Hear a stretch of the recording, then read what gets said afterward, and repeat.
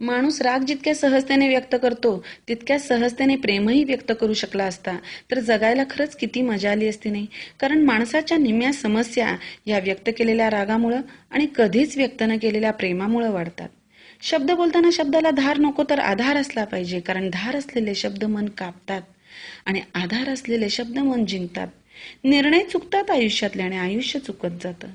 निर्णय चुकतात आयुष्यातल्याने आयुष्य चुकत जातं. प्रश्न कधी कधी कळत नाही आणि उत्तर मात्र चुकत जातं. सोडवताना वाटतं सुटत गेला गुंता, सोडवताना वाटतं सुटत गेला गुंता, पण प्रत्येक वेळी नवीन गाठ बनत जाते. दाखवणाऱ्याला वाट माहीत नसते, चालणाऱ्याचं ध्येय मात्र हरवून जातं.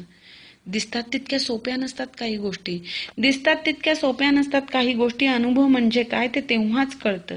असे मित्र बनवा जे कधीच साथ सोडणार नाहीत, असे प्रेम करा ज्यात स्वार्थ असणार नाही. असे हृदय बनवा की ज्याला तडा जाणार नाही.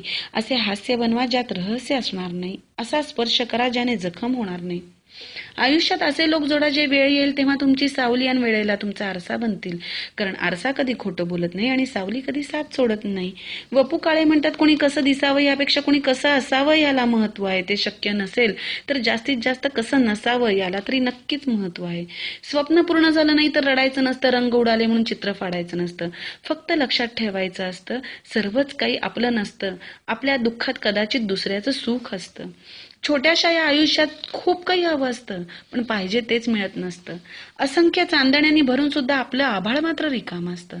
हव्या असलेल्या सगळ्याच गोष्टी माणसाला मिळत नसतात, पण न मिळणाऱ्याच गोष्टी माणसाला का हव्या असतात? याचं उत्तर सुरेश भटांनी सांगितलंय. आयुष्य छान आहे, थोडं लहान आहे, रडतोस काय वेड्या, लढण्यात छान आहे. काट्यातही फुलांची झुलती कमान आहे, उचलून घे हवं ते दुनिया दुकान आहे. जगणे निरर्थक म्हणतो तो बेईमान आहे.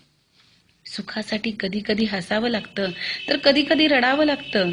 सुखासाठी कधी कधी हसावं लागतं तर कधी कधी रडावं लागतं, कारण सुंदर धबधबा बनायला पाण्यालाही उंचावरून पडावं लागतं. चार चौकात बसण्यापेक्षा कधी कधी समुद्र किनाऱ्यावर जाऊन बसावं, आठवणींना घेऊन बसावं. आयुष्य जास्त सुंदर वाटतं. आपल्याला कोण हवंय ह्यापेक्षा आपण कोणाला हवंय याचा सुद्धा कधीतरी विचार करायचा असतो. आकाशातले तारे कधीच मोजून होत नाहीत, माणसाच्या गरजा कधीच संपत नाहीत. शक्य तेवढे तारे मोजून समाधानी राहावं, आयुष्य जास्त सुंदर वाटतं. आयुष्यातली सर्वात मौल्यवान गोष्ट म्हणजे आनंद. गमतीची गोष्ट अशी की मौल्यवान असूनही परमेश्वरानं आपल्याला ती विनामूल्य दिलेली आहे. पण त्याहूनही गमतीची गोष्ट अशी की आपल्यापैकी बऱ्याच लोकांना आयुष्य संपेपर्यंत त्याचा पत्ताच नसतो. उगवणाऱ्या प्रत्येक दिवसाला आनंदाने सामोरं जा, मावळताना तो तुम्हाला खूप समाधान देऊन जाईल. आनंद हा फुलपाखरासारखा असतो, त्याचा पाठलाग केला की तो दूर पळतो व आपण निश्चिंत बसलो की अलगद आपल्या खांद्यावर येऊन बसतो. प्रश्न सुटण्यासारखा असेल तर काळजी करण्यासारखे काय, आणि तो सुटत नसेल तर काळजी करून उपयोग काय? पराभवाने माणूस संपत नाही, प्रयत्न सोडतो तेव्हा तो संपतो. कठीण काळात सतत स्वतःला सांगा की शर्यत अजून संपलेली नाही, कारण मी अजून जिंकलेलो नाही.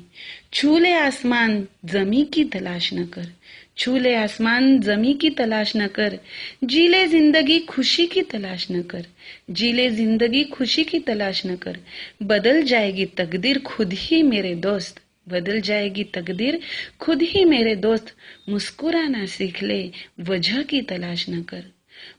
मशहूर होना लेकिन कभी मगरूर मत होना, छू लो कदम कामयाबी के लेकिन कभी अपनों से दूर मत होना. जिंदगी में खूब मिल जाएंगी दौलत और शोहरत, पर अपने ही आखिर अपने होते हैं, ये बात कभी भूल मत जाना.